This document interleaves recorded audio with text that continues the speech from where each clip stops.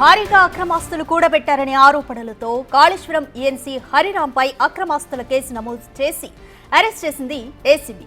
సోదాల్లో భారీగా అక్రమ ఆస్తులను ఏసీబీ అధికారులు గుర్తించారు. ఈ కేసులో ఈఎన్సీ హరిరాంకు 14 రోజుల జ్యుడిషియల్ రిమాండ్ను విధించింది న్యాయస్థానం. దీంతో ఈఎన్సీ హరిరాంను చెంచల్గూడ జైలుకు అధికారులు తరలించారు.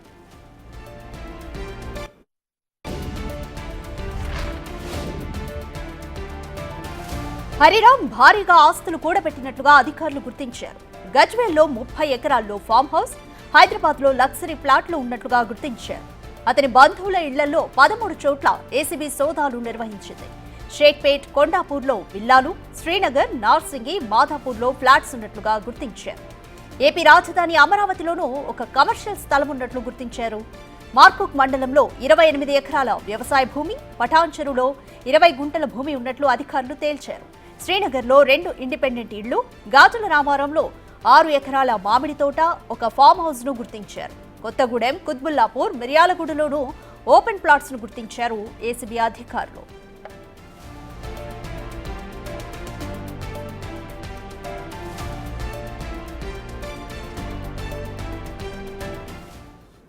అండ్ మోర్ డీటెయిల్స్ మా ప్రతినిధి సురేష్ అందిస్తారు. సురేష్, కాళేశ్వరం ఇష్యూకి సంబంధించి ఈఎన్సీ హరిరాంపై అరెస్ట్ చేసి రిమాండ్ విధించింది ఏసీబీ. అయితే ఇప్పుడు న్యాయస్థానం రిమాండ్ విధించింది. అయితే ఇప్పుడు ఏసీబీ ఎటువంటి అక్రమాస్తులని గుర్తించింది?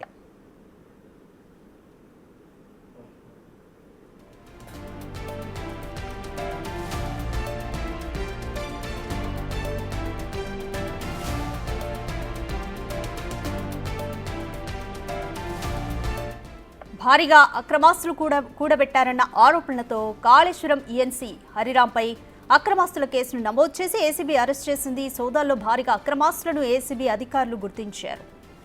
దీనికి సంబంధించి మోర్ డీటెయిల్స్ మా ప్రతినిధి సురేష్ అందిస్తారు.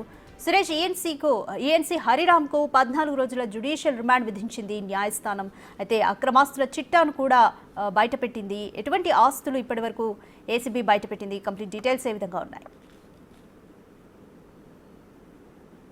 ఈఎన్సీ హరిరామ్ ఇంటిపైతో పాటు తెలంగాణలో ఉన్న మరో 13 చోట్ల, మొత్తం 14 చోట్ల ఏసీబీ అధికారులు నిన్న ఉదయం నుంచి అర్ధరాత్రి వరకు సోదాలు నిర్వహించడం జరిగింది. ఈ సోదాల్లో భారీగా అక్రమాస్తులు గుర్తించారు. దాదాపు 100 కోట్లకు పైగా ఆయన ఆస్తులు కూడబెట్టినట్టు ఏసీబీ అధికారులు గుర్తించడం జరిగింది. 20 ఎకరాల వ్యవసాయ పొలంతో పాటు గాజుల రామారంలో 6 ఎకరాల మామిడి తోట, ఒక ఫామ్ హౌస్ని గుర్తించారు. అదేవిధంగా 2 విల్లాలు, 2 ఇండిపెండెంట్ హౌసెస్, ఓపెన్ ప్లాట్లు, కమర్షియల్ కాంప్లెక్స్లు, ఇలా చాలా ఆస్తులు ఈయన కూడబెట్టడం జరిగిందని చెప్పేసి కూడా ఏసీబీ గుర్తించింది. ఆయనను అదుపులోకి తీసుకొని ఆదాయానికి మించి ఆస్తులు కూడబెట్టాడని చెప్పేసి కేసు నమోదు చేసి ఈరోజు తెల్లవారుజామున న్యాయమూర్తి ముందు హాజరుపరిచి రిమాండ్కి తరలించడం జరిగింది. ప్రస్తుతం ఆయనను చెంచల్గూడ జైలుకి తరలించారు. అయితే హరిరాము చాలా కీలకంగా కాళేశ్వరం ప్రాజెక్టులో పనిచేశాడు.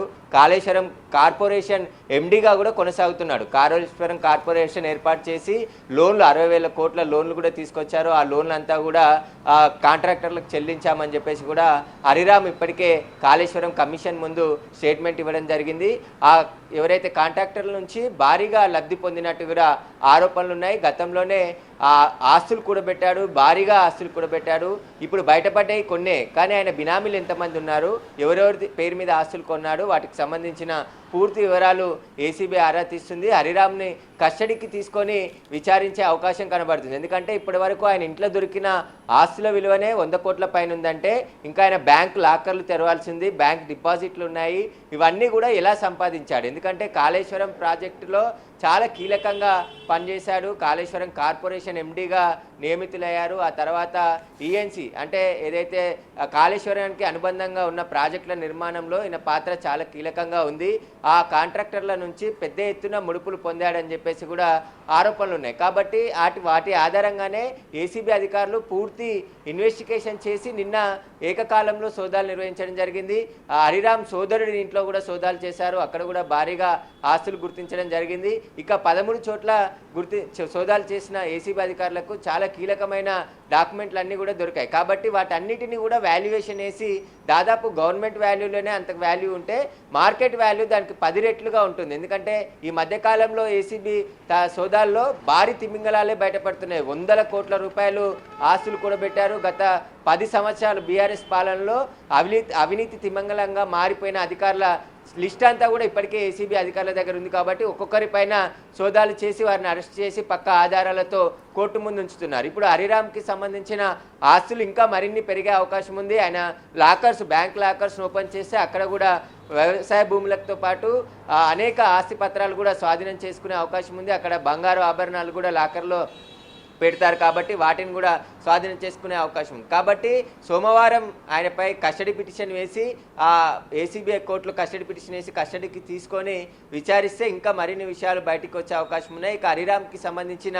బినామీలుగా ఎవరెవరు ఉన్నారనే లిస్టు తేల్చే పనిలో ఏసీబీ అధికారులు ఉన్నారు. వారిపైన కూడా సోదాలు చేసే అవకాశం ఉంది. అక్కడ కూడా భారీగా ఆస్తులు గుర్తించే అవకాశాలు స్పష్టంగా కనబడుతున్నాయి. అయితే కాళేశ్వరం ప్రాజెక్టులో ఆ కాంట్రాక్టర్ల నుంచే పెద్ద ఎత్తున లబ్ధి పొందినట్టుగా ఆరోపణలు హరిరామ్ పైన ఉన్నాయి. ఆయన భార్య అనిత కూడా ఇరిగేషన్ డిపార్ట్మెంట్లోనే పనిచేస్తుంది. కాబట్టి ఇద్దరు కలిసి చాలా కీలకమైన అనుమతులు ఇవ్వడం, ప్రాజెక్టులు నిర్మించడంలో వీరి పాత్ర చాలా కీలకంగా ఉందని చెప్పేసి ఏసీబీ తన ప్రక్క సమాచారం ఉండడంతోనే ఈ సోదాలు చేయడం జరిగింది.